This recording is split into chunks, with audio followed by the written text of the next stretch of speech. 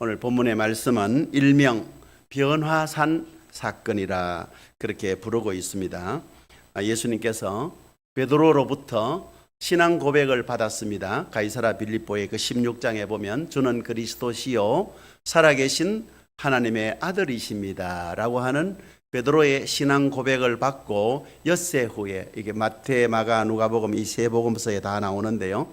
어떤 복음서에는 또 8일 후에 되어 있기도 하고 또 어떤 복음서에는 6일 후에, 엿새 후에 되어 있기도 합니다. 아마 베드로의 신앙 고백을 받고 엿새쯤 지나서 따로 높은 산에 예수님께서 의도를 갖고 베드로와 야고보와 요한을 데리고 산에 올라갔습니다. 그 산 아래에는 다른 이제 9 제자가 있었겠죠. 그 나중에 산에서 그 이튿날 내려왔을 때 그 9 제자들이 간질병 걸리고 귀신 들린 어린 아이를 고치지 못해서 애쓰는 장면이 복음서에 다 등장하고 있습니다. 아무튼 예수님께서는 12 제자들 가운데 특별히 예수님이 소중히 여기시고 아끼시는 제자 3사람, 베드로와 야고보와 요한입니다. 그리고 베드로와 야고보, 요한 이 3 제자를 데리고 따로 높은 산으로 가셨습니다. 여러분이 산에 가시면 알겠지만 높은 산에 가면 새로운 마음이 생깁니다. 산이 주는 풍경에 대한 경외감도 있고 또 낮은 도심이나 낮은 세상에서 살다가 높은 곳에 올라가면 내가 지금까지 살고 있었던 곳이 저기구나 하면서 내가 살고 있던 세상을 좀 더 객관적으로 볼 수 있는 그런 안목이 생기는 곳이 산입니다. 그것도 보통 평범한 산이 아니고 다 복음서에 보면 높은 산이라 그래 되어 있습니다. 그래서 예수님께서 어떤 뜻을 가지시고 3 제자를 높은 산에 데리고 가셨는데 그때 예수님께서 2절에 보면 그들 앞에서 변형되었다. 요즘 무슨 만화 영화에 나오는 이야기도 아니고 예수님의 몸이 변형되었습니다. 어떻게 변형되었는가 하면 그 얼굴이 해와 같이 빛났다. 어떻게 사람 얼굴이 해와 같이 빛날 수 있겠습니까?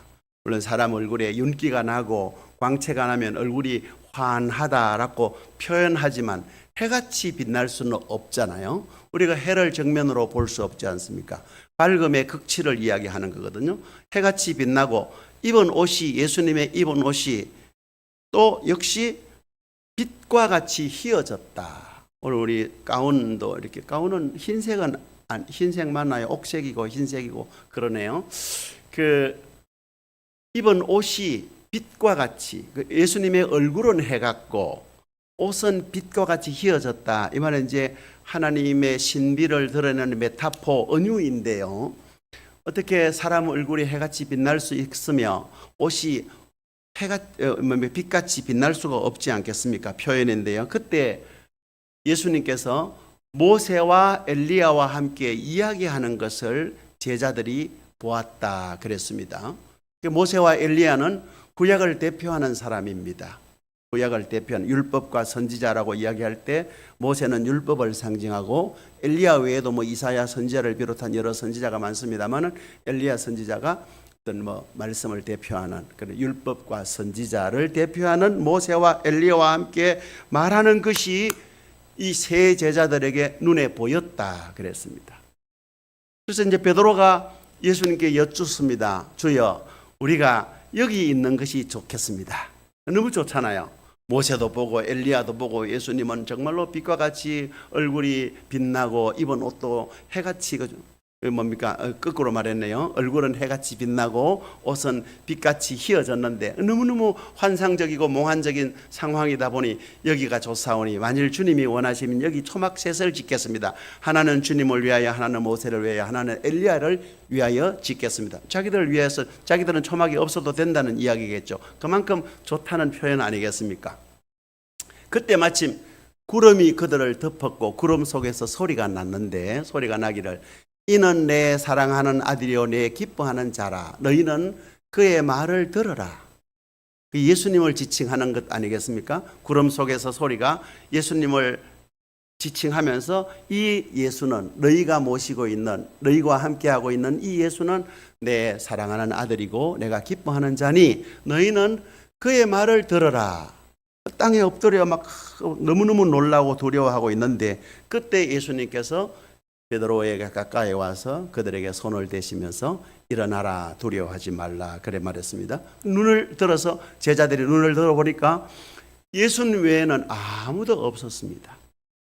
조금 전에 분명히 소리도 들었고 눈으로 보았는데 이제 다시 눈을 들어보니까 예수님 외에는 아무것도 보이지 않는 거예요. 새로 본 예수님은 이제 지금까지 보았던 평범한 얼굴이었겠죠.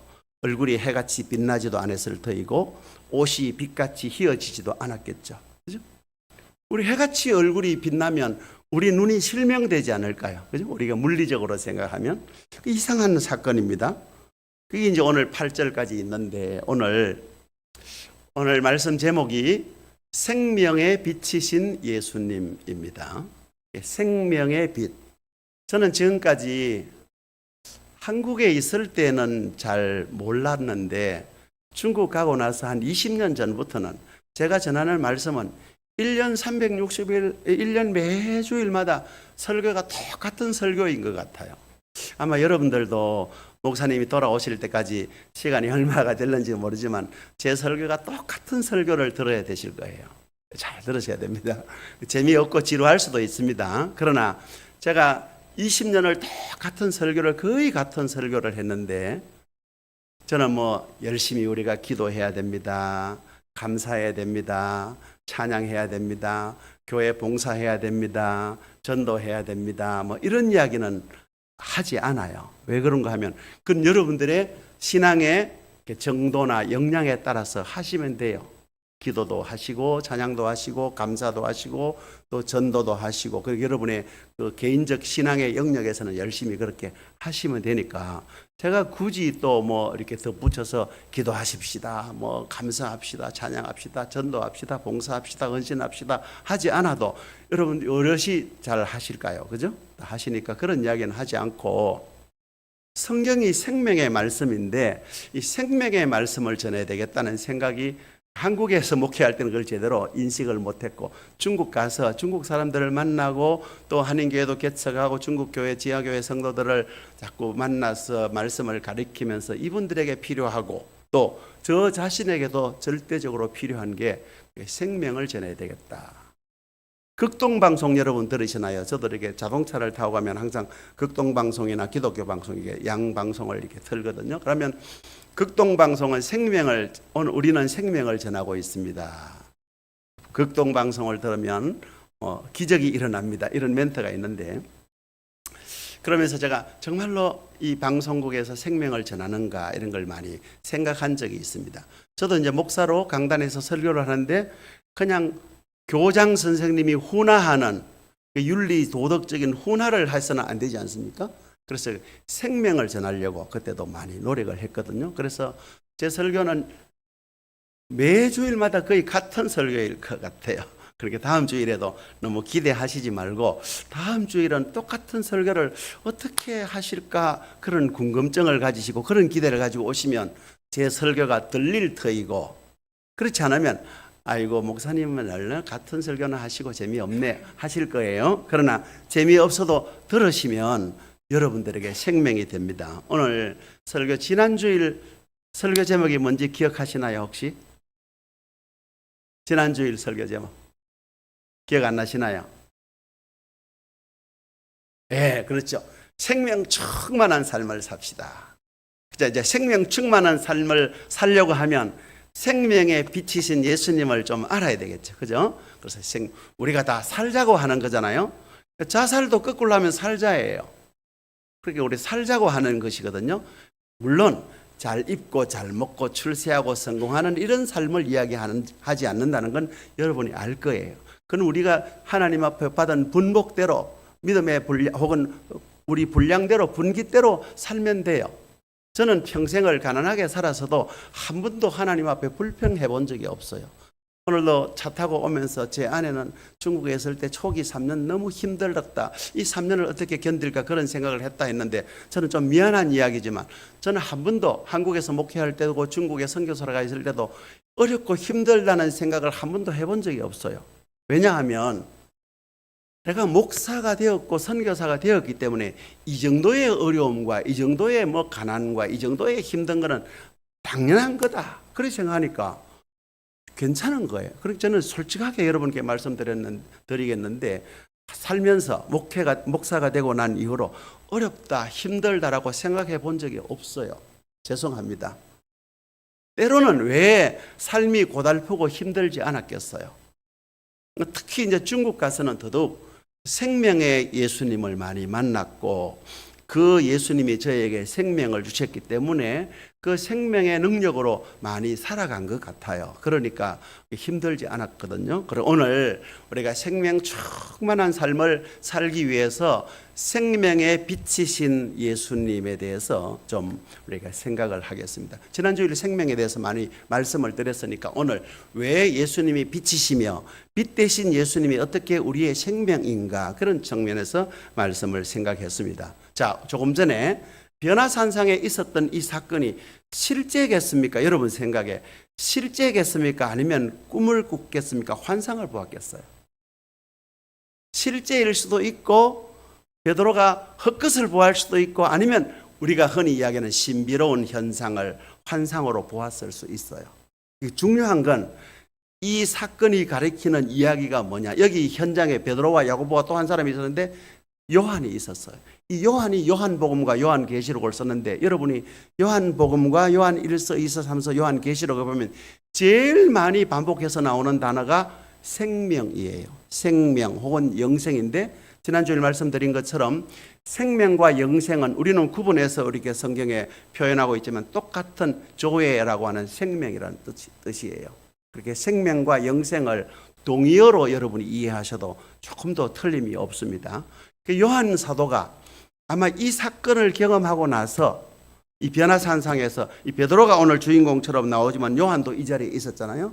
요한은 어린 나이에 참 그 절대적인 하나님 예수님이 생명이시고 예수님이 빛이시다는 사건을 경험했기 때문에 요한은 철저하게 예수님을 생명으로 혹은 빛으로 표현했어요. 요한복음 1장에 시작하자마자 태초에 말씀이 계시니라 그 말씀이 하나님과 함께 계셨고 이 말씀이 예수님이라는 걸 이야기하잖아요. 그리고 4절에 그 예수님 안에 생명이 있었으니 이 생명은 사람들의 빛이라. 예수님이 생명이신데 이 생명은 사람들의 빛이라 그랬습니다. 그런데 빛이 어두움에 빛이 돼 어두움이 어떻게 했다고요? 깨닫지 못하더라 그랬습니다. 그렇습니다. 예수님이 빛이신데 빛이신 그 예수님 안에 생명이 있는데 이걸 깨닫는 사람이 있고 깨닫지 못하는 사람이 있습니다. 요한복음 1장에 나오는 이 어둠은 우리가 살고 있는 세상입니다. 빛과 어두움은요, 우리가 물리적인 빛만을 이야기하는 것은 아닙니다만은 물리적인 현상으로서의 빛도 빛이 오면 어두움은 물러갑니다. 오늘 낮이기 때문에 불을 다 꺼도 밖에서 들어오는 빛이 있잖아요. 태양빛에서 캄캄하지 않지만 요즘은 또 도심에서는 그게 불가능합니다만 이게 창문이 없다면 밤에 불을 딱 끄면 온통 캄캄해지겠죠. 어둠의 세력이 다 어둠이 방금 전까지 불이 켜져 있을 때는 어둠이 없는 듯 하다가도 불만 사라지면 어디에 있었든지 어둠이 득달같이 달려와서 온통 어둠으로 이 공간을 덮을 것입니다. 그런데 그렇게 이 공간을 바닥부터 천장까지 덮고 있는 그 어두움도 빛이 들어오면 어둠은 순식간에 사라집니다. 이게 빛과 어두움의 생리예요. 이런 원리에 기반해서 우리가 생각하면 우리가 생명 안에 있으면 생명 충만한 삶을 살면 우리 안에 어두움이 없어요. 제가 그 옛날에 그 조성모라는 가수가 부른 가시나무라고 하는 노래가 있죠. 그 노래 보면 내 속에 뭐 내가 알지 못하는 게 나도 알지 못한 나도 어쩔 수 없는 어둠 그런 가사가 나와요. 그래서 저는 그게 뭘까 많이 생각을 했는데 여러분 생각해 보면 각자가 다 다르겠지만 자기 안에 어두움이 있어요.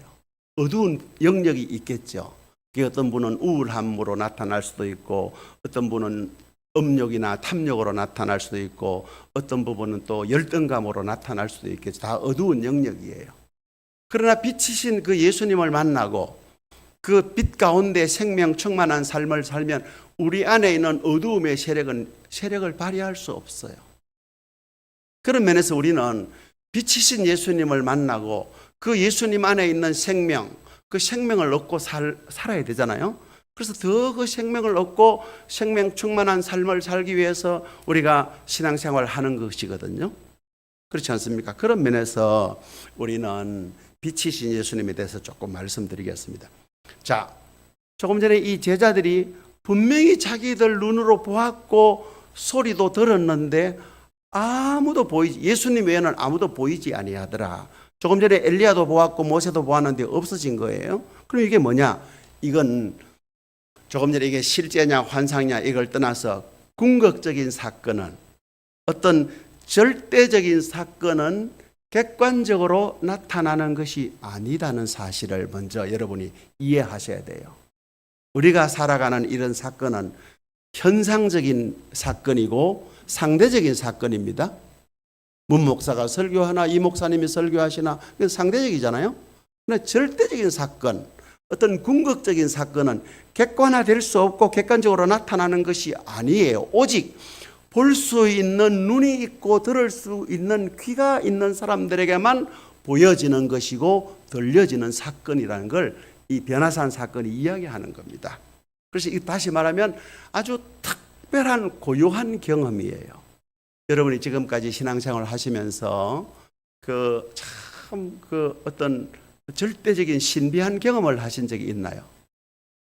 어제 우연히 어디 무슨 검색을 하다가 제가 어느 나라인지는 모르겠는데 아이가 한 초등학교 1학년 정도 돼 보이는 아이인데 그 아이 얼굴을 보니까 저 남미 계통의 아이 같아요. 근데 엘리베이터 안에 그 CCTV가 있지 않습니까? 엘리베이터가 딱 닫혀가지고 문이 안 열리는 거예요. 이 아이가 깜짝 놀라가지고 무릎을 꿇고 기도하는 장면이 나오거든. 하나님, 저도 무섭습니다만은 이렇게 하나님 나와 함께 계심을 믿습니다. 도와주세요 했는데 그 기도 딱 끝나니까 엘리베이터 문이 탁 열리는 거예요. 그래 아이가 깜짝 놀라가 뒤로 물러서다가 나가는 그런 장면이 있더군요. 그게 뉴스에 한번 나왔던 모양이라요. 우리나라 국민일보 뉴스에 나왔던 것 같아요. 그 아이에게는 그게 우연히 고장 났다가 다시 회복됐던 상관없이 그 아이 입장에서는 내가 너무너무 두려움에 떨어서 기도했는데 기도가 끝나자마자 문이 딱 열린 거는 그 아이에게는 아주 특별한 경험 아니겠습니까? 아마 모르긴 해도 그 아이가 다시 믿음에서 떠나갈 수도 있지만 그 아이가 그 경험이 그 아이의 인생에 있어서 큰 사건이 될 것입니다. 여러분들도 기도하시다가 말씀을 보시다가 찬양하다가 예배드리다가 어떤 신비한 경험이 오면 그 경험을 붙들어야 돼요. 그냥 흘러보내면 그 경험이 나에게 전혀 도움이 되지 않습니다. 예수님의 제자들은, 이 베드로와 야고보와 요한, 이 예수님의 제자들은 예수님을 통한 특별한 경험 때문에 자기 전 인생을 걸고 예수님을 전했잖아요.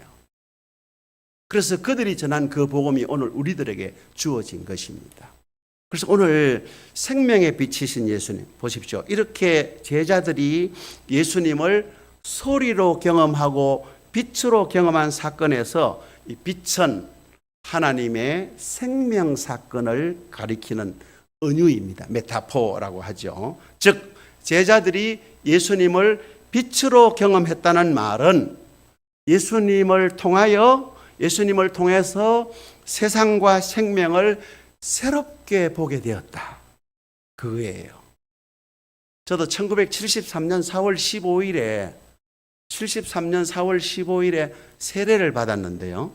그 다음 월요일 아침에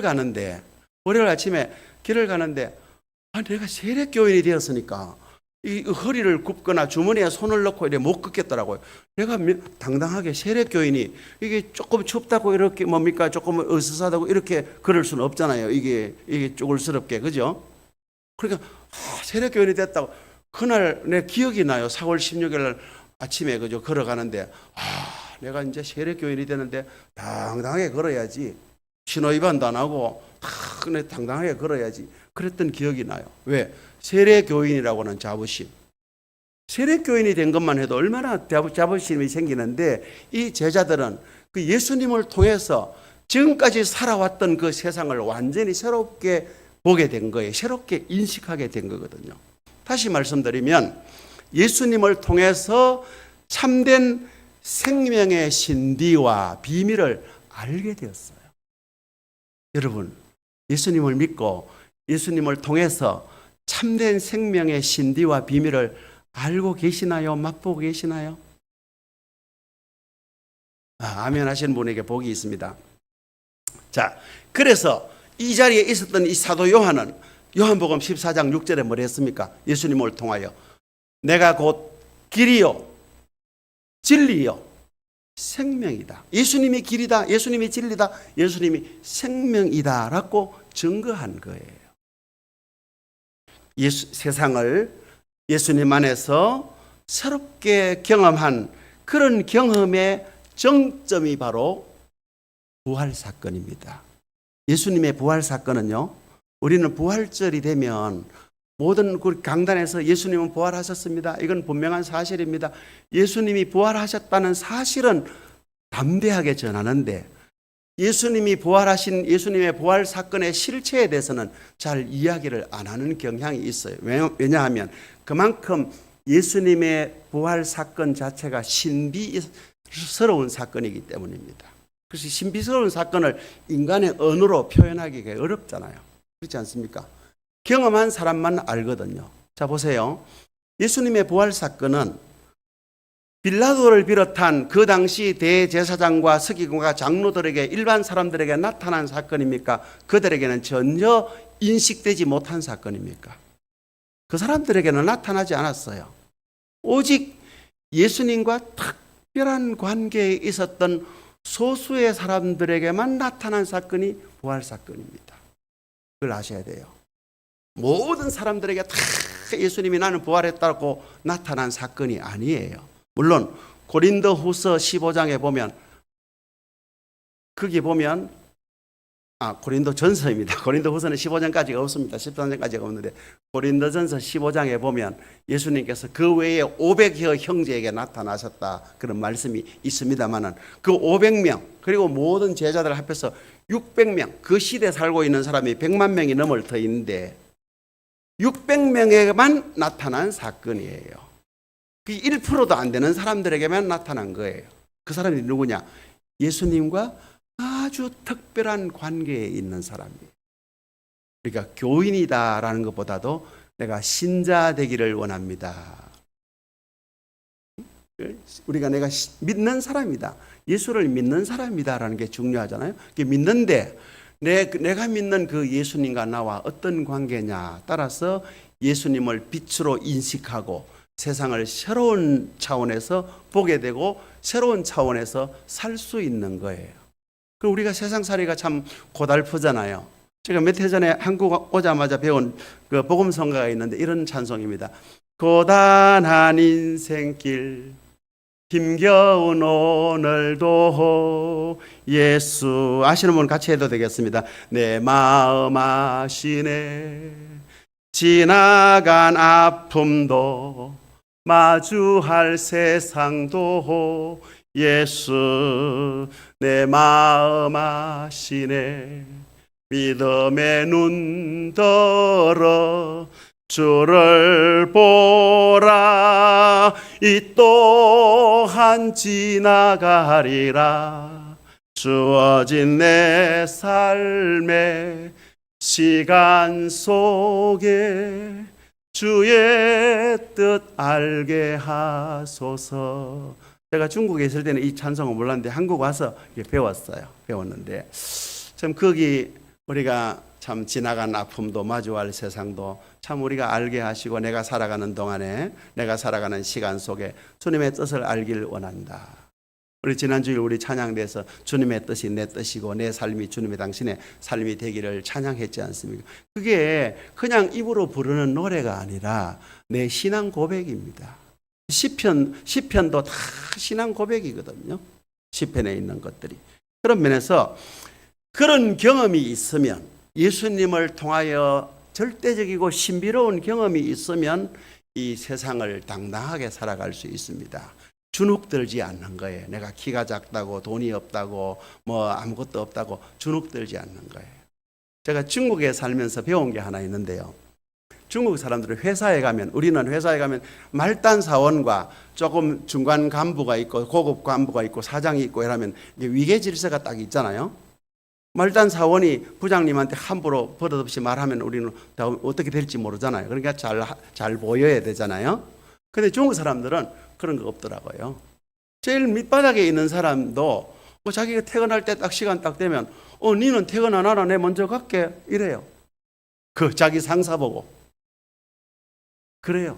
그리고 또 어떤 거는요, 간호사하고 의사하고도 이게 알게 모르게 위계가 있거든요. 물론 요즘은 이제 옛날하고 달라서 그러니까 의사가 간호사를 존중하지만 옛날에는 그러지 않은 경우가 많았거든요. 반말하고 뭐 이런 경우 있었는데 중국에 보니까 제가 우리 교회 교인이 이렇게 중국어가 안 되니까 제가 통역 삼아 교인을 데리고 치과에 데리고 갔거든요.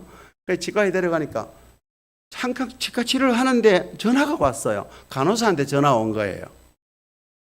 전화 왔는데 간호사가 이게 뭡니까? 석션하는데 도와줘야 되잖아요. 근데 그걸 놓고 전화 받으러 가는 거예요. 한국에 있을 수 없잖아요. 전화 받으러 가는데 한참 전화 받고 오니까 이 의사가 자기가 이거 하면서 석션도 자기 하면서 막 죽으려 하는데 그러면 안 된다 하고 잔소리하고 있는 거예요. 간호사가 의사 선생님한테. 한국에서는 참 이게 상상도 못할 일인데 중국 사람들은 이게 뭔가 꿀리는 게 없나 참 당당하다 그런 걸 많이 느꼈어요. 그런 장면들이 많은데요. 우리가 세상을 살면서 세상을 두려워하거나 세상에서 어떻게 살까 내가 이게 잘못 살면 이게 나락으로 떨어지고 도태되지라고 생각하면 세상을 대하는 태도가 비굴해지거나 주눅듭니다. 그러나 우리가 예수님 안에 생명이 있고 생명에 비치신 예수님과 함께 내가 살아가면 세상이 나에게 생명을 주는 것이 아니고 예수님이 나에게 생명을 주시니까 이 세상은 아무것도 아니잖아요. 그러면 당당하게 주눅들지 않게 비굴하지 않고 살아갈 수 있잖아요. 저는 그걸 여러분들에게 말씀드리고 싶어요. 왜? 빛은 곧 생명이기 때문에 보십시오. 예수님 안에 생명이 있었으니 이 생명은 곧 사람들의 빛이라. 실제로 우리가 물리적인 빛도요. 물리적인 빛도 빛이 없으면 생명체가 존재할 수 없습니다. 식물, 동물 할 것 없이 우리 사람도 빛이 없으면 안 됩니다. 연세 드신 분들 특별히 밖에 가서 이렇게 뭡니까? 햇살을 많이 받으시라 그러잖아요. 그래야 이제 뼈가 단단해진다고. 요즘 전부 뭐 차단제만 바르고 가니까 뼈가 약해져서 지잖아요. 자, 보십시오. 성경이 말씀하시는 빛은 물리적인 빛만을 의미하는 게 아니에요. 보십시오. 창세기 1장에 보면 태초에 하나님이 천지를 창조하시고 제일 첫 번째 하신 게 뭡니까? 빛이 있으라 해서 빛이 있었어요. 그런데 이 빛은 물리적인 빛이 아니에요. 왜냐하면 넷째 날에 해, 달, 별을 만드셨거든요. 그럼 해가 있어야 빛이 있잖아요. 해가 없으면 빛이 없는데 하나님께서는 첫째 날에 빛이 있으라 해서 빛을 만드셨어요. 그리고 이 빛은 물리적인 태양빛이 아닌 거예요. 이 빛이 바로 생명의 빛이에요. 하나님의 빛이에요. 살리는 빛이에요. 우리가 이 빛은 우리 눈으로 확인할 수 있는 물리적인 태양빛보다 훨씬 더 근원적이고 근본적이고 본질적인 그런 빛이란 걸 의미하는 거예요. 그것은 이 빛은요 무엇을 존재하게 하는 파워인 거예요. 바로 예수님이 바로 그 빛인 거예요. 그래서 그 빛을 우리가 알아야 되고 그 빛을 우리가 가지고 있어야 되는 거예요. 그래서 빛이 없으면 사물을 인식할 수 없잖아요. 물리적인 빛도 빛이 없으면 인식할 수 없어요. 그런데 하나님이 예수님을 통하여 주신 그 생명의 빛은 우리가 세상과 우리가 살아가는 이 세상을 전혀 새롭게 인식하고 대할 수 있는 절대적인 통로요 수단입니다. 그래서 천지 창조의 시작이 빛으로 시작하는 이유도 바로 빛이 있어야만 세상이 존재할 수 있기 때문에 빛이 중요한 거예요. 그래서 우리는 바로 예수님이 이 빛이라는 사실을 분명히 깨닫고 이런 면에서 예수님이 말씀하시는 이 빛은 우리가 이 세상에 존재하는 모든 만물의 근원을 의미하고 우리는 바로 이런 빛을 경험해야 합니다. 그러나 실제로 고달픈 세상살이에서 이 빛을 경험하기가 쉽지 않습니다. 여러분, 세상을 바라보면요, 온통 문제투성이에요. 정말로 문제가 많잖아요. 정치, 경제, 사회, 문화 모든 영역, 그리고 내 개인적으로도 내 건강, 내 경제, 내가 살아가는 모든 문제에 있어서 문제 아닌 거 없잖아요. 아이는 아이들대로, 또 부부간에는 부부간대로, 뭐 경제적인 환경은 경제적인 환경대로 얼마나 문제입니까? 그러나 세상을 바라보면 전부 문제뿐이지만 생명이신 예수님과 딱 밀착된 삶을 살면 문제로 안 보여요. 정말입니다. 문제로 안 보여요. 그런 면에서 우리는 이 세상살이에서 고달픈 인생살이를 묵상하지 마시고 고달픈 세상 속에서도 우리에게 힘을 주시고 용기를 주시고 능력을 주시는 하나님을 묵상하십시오. 왜 자꾸만 세상을 묵상하고 근심을 들고 묵상합니까? 그건 주님께 맡기면 돼요. 주님, 무거운 짐을 다 주님께 맡기라 했잖아요. 그러니 우리가 세상살이에 고달픈 인생 다 모르는 것 아닙니다만은 너무 힘겨워하지 마시고 우리에게 힘 주시고 우리에게 참 생명 주시는 예수님께 나아가십시다. 그 예수님을 여러분께서 빛으로 경험하셔야 됩니다. 우리가 이 세상을, 우리가 살아가는 이 세상을 예수님을 빛으로 경험하면 이 세상을 참 힘있게 살아갈 수 있지 않겠습니까? 바로 예수님의 제자들은 그 예수님을 빛으로, 그 예수님을 생명으로 경험했기 때문에 그들의 전 인생을 다 걸기한 거예요. 올인한 거예요. 예수님한테 올인한 거예요. 자기 인생을. 그래서 그 예수님을 목숨 걸고 전했지 않습니까? 베드로는 십자가에 거꾸로 달려 순교했고 이 요한도 밤모섬에서 유배당하다가 순교당했지 않습니까? 그런 면에서 우리는 예수 안에서 살고 예수 안에서 죽는단 말이 어떤 말인지 여러분 아시겠죠? 1세기 당시에 예수님의 제자들은 황제가, 로마 황제가, 다시 말하면 우리식으로 말하면 우리가 살아가는 이 세상이 우리에게 생명을 준다고 생각하지 않고 오직 예수님이 나에게 참 생명이시다라는 사실을 굳게 붙들었기 때문에 예수님 안에서 살 수 있었고 그 예수님에게서 하나님을 보았고 예수님에게서 생명과 구원을 보았습니다. 그래서 그들은 예수를 믿는 자들에게 영생이 주어진다고, 생명이 주어진다고 선포할 수 있었습니다. 저와 여러분들도 이 예수님을 생명으로, 이 예수님을 빛으로 경험하시기를 바랍니다. 그럴 때 우리는 참된 생명과 신비의 존재 안으로 들어갈 수 있게 됩니다. 예수님께서 먼저 그 길을 가셨습니다. 우리는 예수님이 가신 그 길을 따라가면 돼요. 그리고 우리가 예수님의 제자들을 다른 말로 예수 따름이라고 합니다. 옆에 분하고 인사하실까요? 우리 모두는 예수 따름이들입니다. 시작. 우리 모두는 예수 따름이들입니다. 그 예수님이 나를 따르라 하신 그 예수님 말씀대로 그냥 뒤따라가면 돼요. 저희 어릴 때 제가 키가 작았거든요. 아버지는 그래도 옛날 어른치고 작지는 않으셨는데 제법 크는데 아버지 발걸음이 크잖아요. 저는 아버지 뒤따라가면서 아버지가 딱 밟으셨던 그 왼발 한 걸음 뒤에 따라가면서 그걸 따라갔던 기억이 있어요. 되게 재밌어요. 그래서 제가 다리는 짧은데 그죠? 키가 작은 조금 아장아장한데 제가 제 어릴 때 별명이 땅강아지였거든요. 키가 작아가지고 그렇게 땅강아지 따라와 이래 오너라 하면 아버지가 앞서 가시면 아버지가 밟았던 그 발자국 따라가 이렇게 가던 적이 있었는데 그 기억이 굉장히 재밌게 남아 있어요. 우리가 영적으로 예수님이 가신 길을 복음서를 통해서 다 알 수 있거든요. 그 길을 가면 되는 거예요. 그 길을 따라가시는 저와 여러분들이 되시기를 바라면서 이 말씀을 전가합니다.